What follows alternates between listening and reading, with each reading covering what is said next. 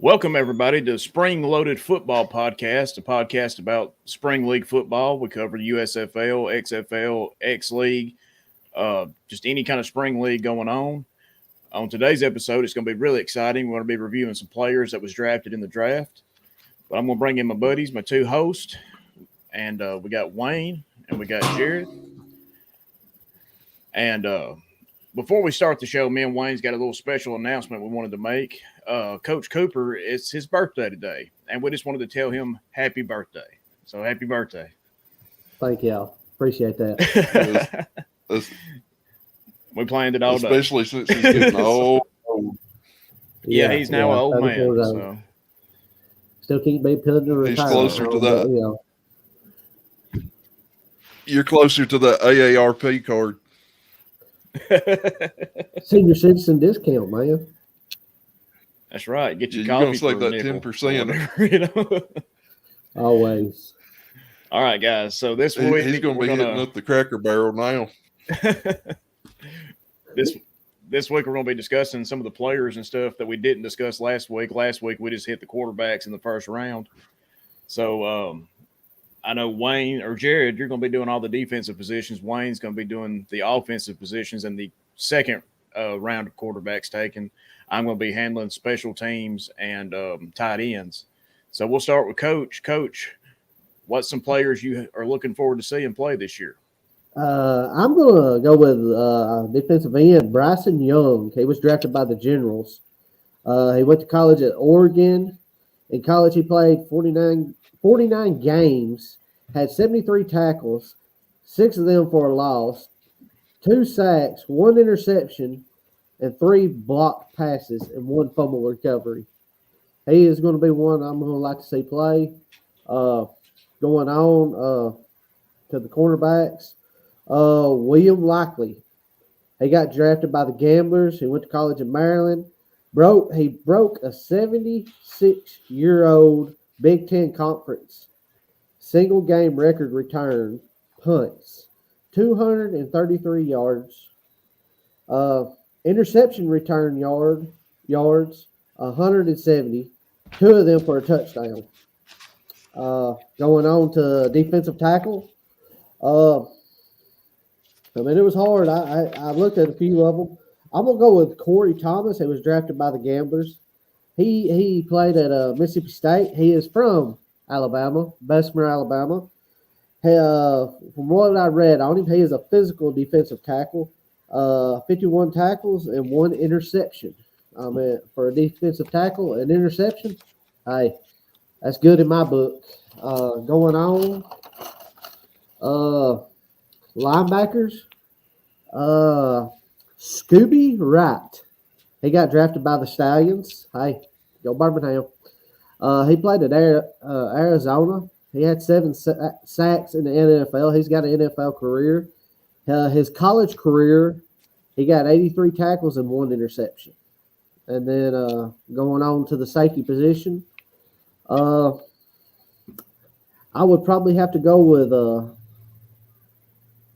Arnold Tarpley III. I might have said that wrong. I'm sorry if I did. If you're watching the show, I am sorry. He got drafted by the Maulers. He played at Vanderbilt. In his college career, he had 85 solo tackles, 123 tackles, 4 forced fumbles, and 2 fumble recoveries. And that's all I've got. All right. Some pretty good picks right there. I know we're all looking forward to seeing them. Oh, yeah. And, like you said, that one guy with that interception at defensive tackle or whatever you're saying, that's pretty good, Yeah. He's an athlete for sure. Oh, but Wayne, that's about the thing about most of these. Yeah, for sure. Coach, you have something to say?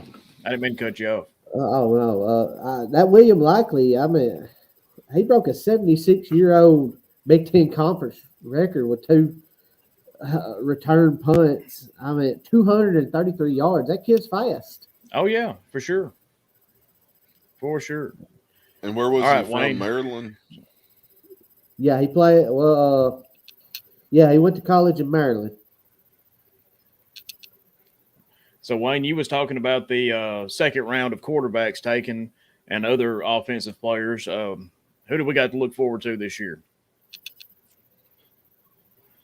Well, the one that me and Jared got to see personally, I'm wanting to see if he gets any time is Brady White from Memphis. We got to watch him at 2018 Birmingham Bowl. Oh yeah, and he Memphis done pretty good. Yeah, he could throw the ball. Now, what got him in that game was the pressure. They put the pressure on him. He got a little scared, but I think he might be one to be watching. I think he's come out of that. I watched a little bit of highlights of him, but hey, all we can do is watch. But you and know, see. he led the team back. He led Yeah. the team back and gave them a chance, but the kicker missed it that time. Yeah, Right. Yep. And I mean, he was a decent quarterback. I mean, pretty good. yeah. And I mean, he's Especially 6'3", 205 pounds. So Yeah, that's a good size. They were also bringing the pressure on him. Wake Forest was bringing the pressure on him in that game too. And I mean, I can't really blame him. I would have done the same thing too in his shoes. But he is going to be one to watch. But if you remember from that game,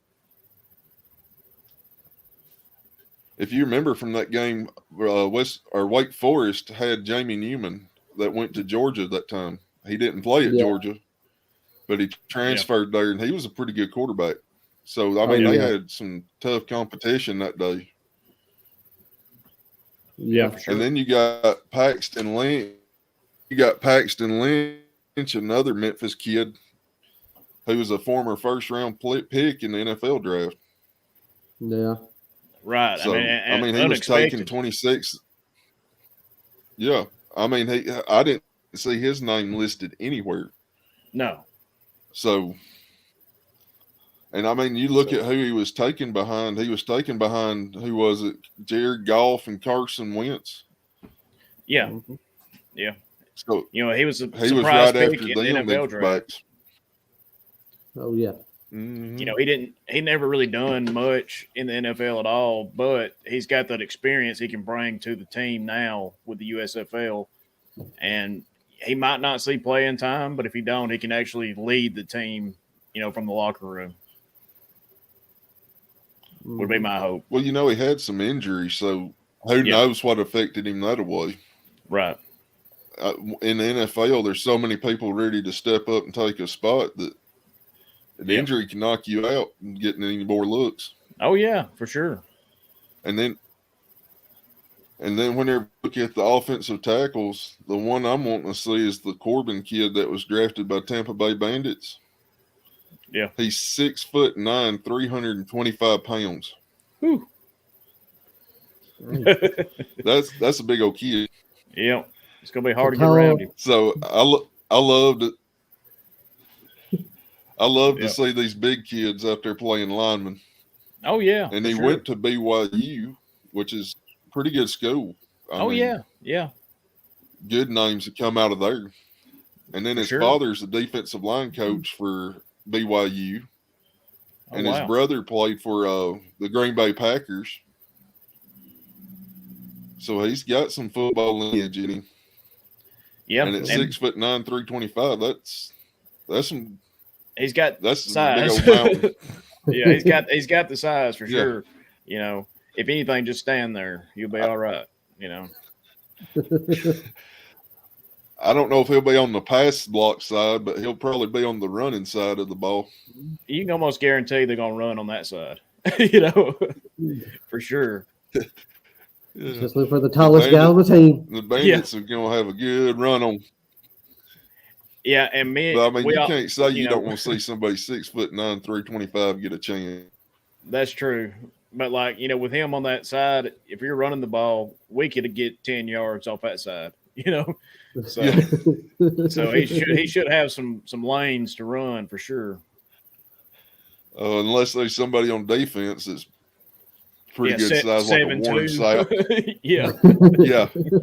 And a Warren Sapp Jr. or something over there. Right. Yeah. Lawrence Taylor. But then for center, yeah. But for center, that Nico, I'm gonna say Fala, that got drafted by the Pittsburgh Maulers. Mhm. He's 6'4", 301 pounds. He went to school at USC. Wow. Yep. So So and he's kind of had he had off season and preseason duties with the Jets and Broncos. Or Broncos, I think he was there for 2 years. wow. And then he played for the Vegas Raiders in 2021 on the off season. Wow. So Okay. he's So he's got been some around. good experience. Yep. That's good. Tennessee Titans, Jets, Broncos, Raiders. Kid's gonna have some experience to bring. Right. And Even that's if going he to mean a didn't get lot. much playing time. Yeah. That's going to mean a Yeah. lot just because they've been around it. You know, whether they were on the team for long or not, hopefully they absorb some of that information and they can use it now. Mm. hmm Oh yeah, just bringing anything to the table will be good for the USFL. Right. And then for guard, you got another one for the Pittsburgh Maulers, Alexander. He's 6'5", 336 pounds for an offensive guard. Daggone. And he Some big comes old boys. and he went to school at LSU. Yeah, he went to school at LSU. He's Well, from New Orleans. Well, you got to have talent to play, especially at LSU. So, The Raging Cajun. yeah. So that's a good sign. So, Oh yeah, and he was first team All SEC in 2015 and second team All SEC in 2014. wow. And he played 24 games in the NFL and started in 9 of those. That's good. Because he played for the Raiders 2016 to 2017. Wow. So 9 starts in the NFL. That's some good experience. Oh yeah. Mhm. Any starts in the NFL, would be, any team in the USFL will be lucky to have any player that has any of that for sure. Yeah. Mm-hmm. And then for running back, Trey Williams is the one I'm wanting to watch whenever we go down there and watch Birmingham play him. Yeah. Because he's from Texas A&M, another SEC kid. Right. hmm And he played for which is off season and signed to a bunch of these teams, but anyways, he's played for the Redskins, Cowboys, Patriots, Dolphins, Colts, Steelers, played in the CFL for off season with the Toronto Argonauts, back to the Cowboys, the San Antonio Commanders in the AAF, and then the Seattle Dragons in the XFL, back to the CFL for 2 teams, and now with the Generals. So it sounds And like he's he hasn't had rushing. really he hasn't had any off time. He's been playing somewhere every year, it seems like. Yeah. He ain't been taking Or a at least break. trying to, Or trying to, yeah. I mean, the kid seems like he's got some hustle to be going around all them places. Oh, for He sure. ain't got no quit in him, so. Right. And if they're at least taking a look anybody at that's him, going to work like that. Yeah. But like if I don't think he'll be. Go ahead. I didn't mean to I don't think he'll be a Herschel Walker from like. I don't think he'll be a Herschel Walker from the Generals, but. Right. Yeah. I mean, the kid look. I just want to see somebody that works that hard get a good chance. Well, yeah, and I think that's what this league will be, especially this first year, is underutilized talent. Maybe they're not good enough for the NFL, but we got to give them a shot here and show off what they can do, because maybe they just didn't get a chance. Well, as well as I do, the previous leagues like the XFL, AFL, or AAF, and all these arena football. Yeah, there's been a bunch of talent come out of there that got to showcase. I mean, you look at Kurt Warner, I was about to say from the Iowa Barnstormers. Right. and he was bagging groceries at the grocery store. He went on to win a Super Bowl. Yeah. Mm-hmm. Hall of Fame. I mean, he's in the Hall of Fame. So they made a movie about his career. If you could get half of that, wasn't he an NFL? Wasn't he an NFL MVP too for a season? I think so. I mean, they were the greatest show on turf. They would have won 2 Super Bowls, but they went up against Tom Brady and lost that one. So, but they beat Tennessee. Well, I still remember that game like it was yesterday. Yeah. Yep. Some good stuff. I can remember back when the Rams wasn't that good in like the mid-90s and all, Yeah. And seeing them win a Super Bowl was just amazing back then, like the turnaround. Right. It would have been so weird because then, had Cincinnati had won it this year, it would have been the same way, I think. Yeah. But if you remember, I think after the Rams won it, wasn't it the Ravens won it? Yeah, next year. Which was really the old Cleveland Browns. Yeah, because they had only been back in the league like 2 years, I think, at that point. And it was a defense that won them. You remember they swapped. Oh, yeah, Ray Lewis and all them. Yeah, I mean, Trent Dilfer was your quarterback. And then, so. I don't make fun of one of my favorite players here. Well, how about I say, not to throw any shade on Trent Dilfer, but, he won a Super Bowl. Good for him. You have no idea how disappointed I was when he left Tampa Bay. Oh, really? Was you sitting in the corner crying? Because I was the Tampa Bay. Just about it, because I thought him, Warwick Dunn, Mike Allstott, and Sapp and all them were going to win it. Well, they did, and and then he after he left, different uniform. Yeah, that's what makes you mad. I guess that's what the Lions fans are thinking this year, seeing Matthew Stafford go up to L.A. and win it. Yeah, I'm sure they're happy for him, but they got to be a little upset, because had they just had a little more talent, they might have been able to do it. But then again, you're playing against Aaron Rodgers twice a year, and it's hard to beat him in the regular season. So. Well, then again, you're the Detroit Lions too, so you need a lot more talent. Well, yeah, I mean, at that time you had Stafford, and you had Calvin Johnson, who played at Georgia Tech, where they don't throw the ball ever. So I don't know how he become a wide receiver, but that's all they had. So. And then speaking of receivers, I'm wanting to see that Victor Bolden Jr. for the Stallions that got drafted. Yeah. Because he's coming out of college at Oregon State, and he's got some NFL experience. He's got 1 reception, 10 yards, but he has 535 return yards. It's not bad. Not bad at all. And he got to play with Cisco from 17 to 18. And then speaking of Detroit Lions and their wide receivers, he was there from 19 to 21. They might have needed to sign him full time. So a good little. Yeah. We had a perfect little transition and we didn't even know it. Yeah, I know it. You'd almost think we know what we're doing, Yeah. You would have thought we'd have played that one. Yeah, for sure. Y'all ready for me to go to mine?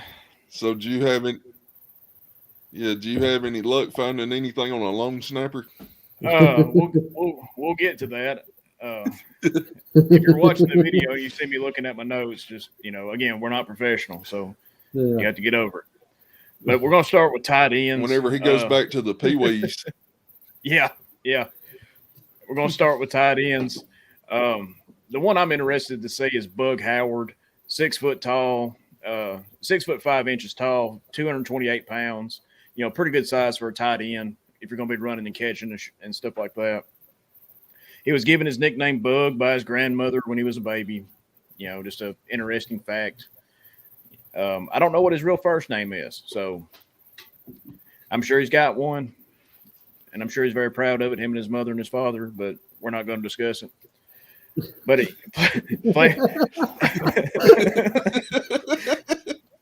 again, Bug, get over here. we're not professionals, guys.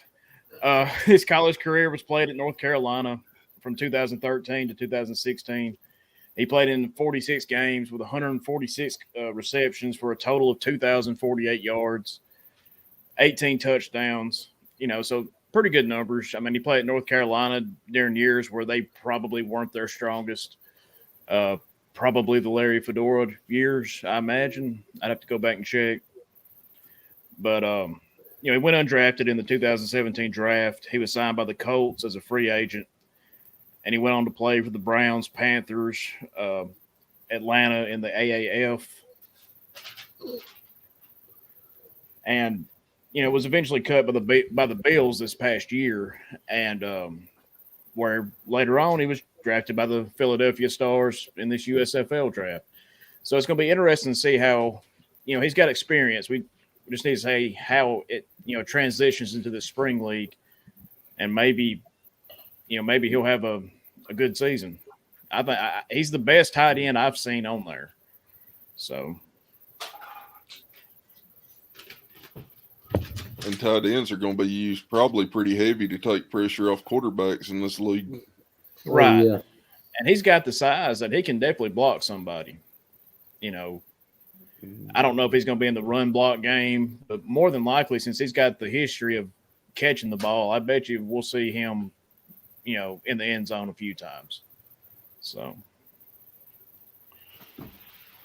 but moving on, we got punters. Kobe Wanman, drafted by the Birmingham Stallions. He's 6 foot 1 inches tall, 185 pounds.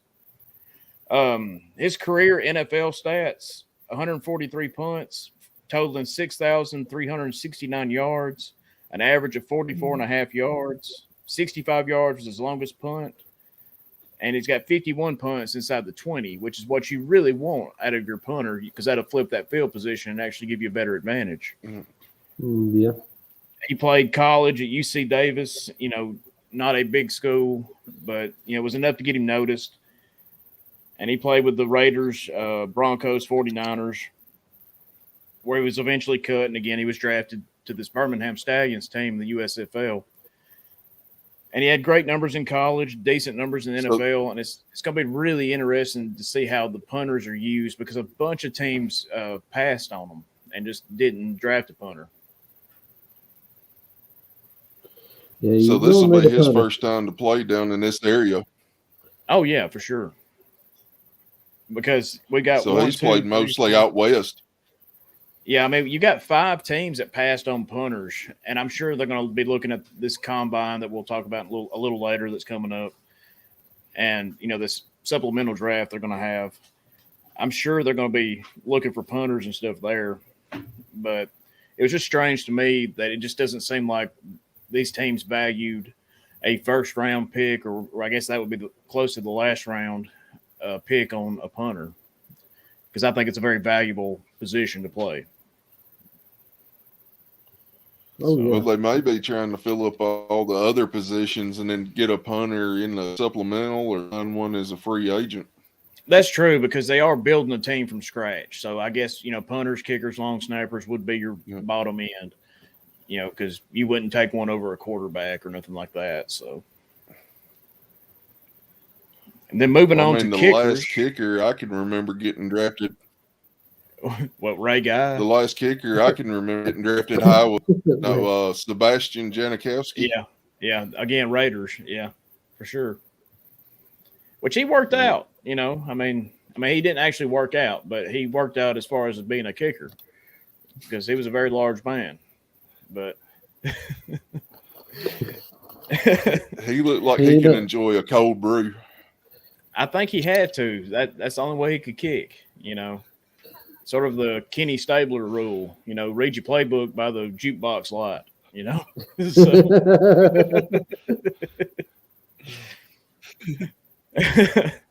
But moving on to kickers, Nick Rose. Hey, it worked for him in Namath. That's true too. Yeah. Nick Rose, 6 foot tall, 190 pounds, college career out of Texas. He's got records at Texas as far as, his career highs and stuff like that. But, man, it's just hard finding information on these guys. I mean, again, I get stuck with the special teams and stuff, and there's just not a lot of information about these guys. But it ain't just them, though. I mean, there's a lot of them. That's true. I mean, in 2015, he finished the season converting 13 for 17 field goals, which is 76%, 38 for 39 on extra points, which is 97%, and a career high of 77 points. So, that's not bad at all. That's actually really good numbers. Again, he went undrafted in the 2016 NFL draft. And then, guys, it'd be easier for me to tell you what teams in the NFL he did not play for. He played for everybody. So, just take my word for it. Break Jeff George's record? I don't know. I've almost got a whole page break of just Jeff George's record? I'm not sure if he broke it or not. I don't even know what it is. But a lot. Yeah, well, there's a lot. Like I said, I've almost got half a page written of just teams he played for. And that includes AAF teams and, other leagues. But again, at this position, we're looking, you got two teams that passed on a kicker, Again, we understand the importance of positions and stuff, especially, again, when they're building from scratch. But, man, you got to have a kicker, Oh, yeah, always. I mean, do you think these players in this supplemental draft and at this combine is going to be better than the guys that were actually in the draft pool? Probably not. But he was drafted. Think too, with 38 spots open for a roster, you got to get your core players. Well, that's true. Yeah. But I forgot to mention he was drafted by the New Jersey Generals. So, and then on to my last be able one. To watch him. Yeah, we'll see him. Yeah. Yeah. He should be the starter, I imagine. I don't know why he wouldn't. But on to my final position, it's going to be long snappers. Again, very, very tough to find information because, again, a lot of teams didn't draft them, and there's not a lot of stats for a long snapper. I don't know if y'all know that or not, but, all they do is snap the ball very long, and, they just don't have stats for that. But Michael Frabani, 6 foot 2 inches tall, 223 pounds, played football at Arizona State from 2014 to 2017. He was praised as a good leader in the locker room by a special team coach. That's it. So, I wish him luck. You don't have any Pee-wee stats? I don't have any Pee-wee stats. I don't know what it was like. Anything. Football. Yeah, nothing. Again, he played for a lot of teams. And then he was cut by all them teams. And then he was later drafted by Pittsburgh in this USFL draft. So that's all I got. Y'all got any more information on long snappers and the history of long snapping? Can you do a demonstration of long snapping for us? Yeah. So, there's maybe we can get a video this weekend of Brian demonstrating. Yeah. Yeah. Right. You have to help me up, but I'll definitely try if you want to. if we can get 50 likes on this video right here, Brian is going to do a demonstration of a long snapping. Yeah, let's do that. If we can get 50 likes on our YouTube channel, I will post a video of me trying to long snap the football to Jared. And I will kick it. Yeah, and he'll punt it or whatever, So remember, 50 likes, and you'll see me long snap the football. You don't want to miss it. I promise you.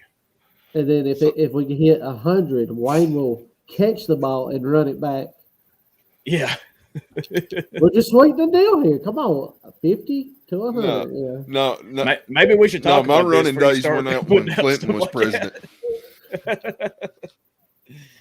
Yeah, let's go over all these challenges we're going to do. This wasn't in the pre-show notes. No, it wasn't. It's in the fine print. You did read it. Oh, but guys. But I think people can tell we kind of hosed you on positions. Oh, yeah. Yeah. Yeah, I got the tight end. That was a sweet spot. I could find some information on some of them guys. I remember Bug Howard playing. I watched him play. But I don't pay attention to the long snapper. No offense to any long snapper out there. Go make your money. I hope you do very well, and I'll cheer you on when we're down there on the first game. Both teams. I'll give it both of them. But again, there's no stats. I hate to go back to it, but with wide receivers and quarterbacks, you can talk about passing yards and receptions all day long. Long snapper, you got to talk about what their coach told them when they was in college. So that's all you can do. Yeah, the tight end was the bone we threw you. Yeah, that's why I started with that one. Just in case anybody turned it off, they'd at least hear something good. Well, remember, you forgot one valuable rule: laces out. Yeah. We'll never forget that. Thank you, Ace Ventura. All righty then. But transitioning to the XFL. They had some news last week come out that we didn't cover. We teased it last episode. They partnered with the NFL. They're going to pretty much be a feeder league for new technology as far as rules and maybe, just safety equipment. And, what do you think about this, guys? I mean, we've got a spring league that's partnered with NFL. We all figured that was probably going to be the case with Dwayne Johnson being the owner, that he was probably going to try to make a deal with NFL. And this ain't so much a feeder league of players. This is a feeder league for ideas and, new inventions. Oh, yeah. Which you got to think, we thought it whenever he was at the Super Bowl, doing the pre-show stuff and all that there was something kind of in the works. Oh, yeah. Yeah, but he wouldn't have been there if the deal wasn't struck. Do you really think they're going to care about the players? No. Not a chance. Because if they're worried about equipment and turf and all that, I mean, some guys are going to get a chance to shine, but if the NFL is worried about protecting their own people, I don't see them caring about the players in the XFL. No, I think this might eventually lead into some kind of feeder system years down the road if it lasts that long. But for the short term, they took camera designs and camera angles from the first XFL and then lied and said they didn't take it, that they invented it, which was, a lie. They'll do it with this, only, the XFL will know about it this time because they agreed to everything.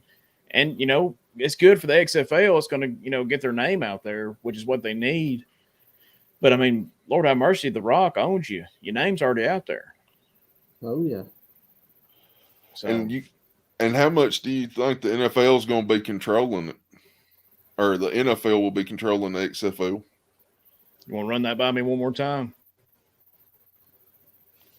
They said, how much control do you think the NFL will have on the XFL?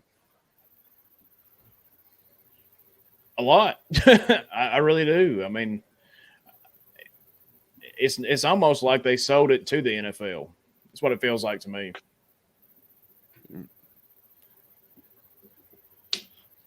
So, I mean, guys, if the NFL's telling them what to do, right? Is it really about the players or no?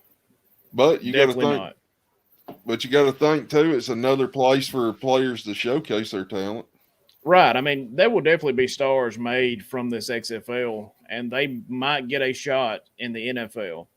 But they're not taking an XFL player like a quarterback over a talent coming out of college. That's not going to happen. They're going to take that chance on the college player every time. And if you're a player, do you want to go somewhere where it's experimental, where they're going to use you as like I hate to say it, but like a test dummy? Or would you rather go to a league like the USFL that's going to be for you?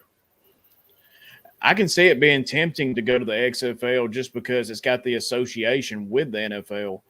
But like you said, if they don't care about the players, you wouldn't want to go because they might change the rules from year to year. And that doesn't help you learn how to play, or play any better. It needs to be consistent. Well, it could mess up your game too from year to year. Yeah, for sure. I mean, you might have a breakout year and then they change a rule, and then next year you're nothing. Yeah. Yep. That is for sure. Well, it's going to be interesting to see how that works out, and we'll keep everybody updated on any other news and information from the XFL. But now we're going to transition to Coach's Corner. Coach Cooper is going to be discussing some news around the Spring League football world. Coach, we're going to turn it over to you. All right. Upcoming events and announcements. The X League tickets are going on sale March the 15th, as will be scheduled to release on March the 1st. The first game announced for the opening night will be the Chicago Blitz and Kansas City Force on June the 10th. Check out xleague.live website for more information.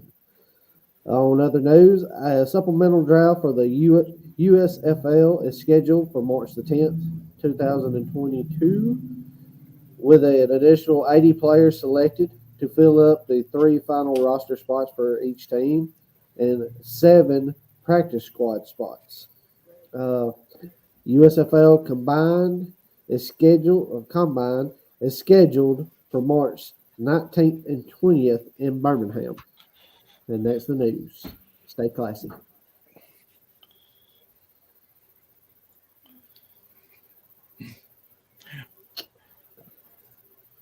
All right, everybody. That's going to be the end of the news. And we thank you for listening to the Spring Loaded Football Podcast. You can check us out on Anchor, Spotify, Apple, and Google Podcasts every Friday. The show will be dropping next week, same time, same channel.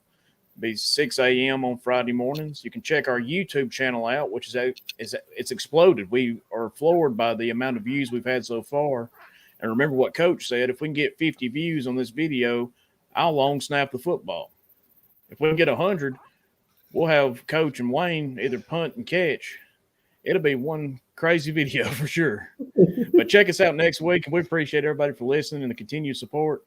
We'll see you next time, guys.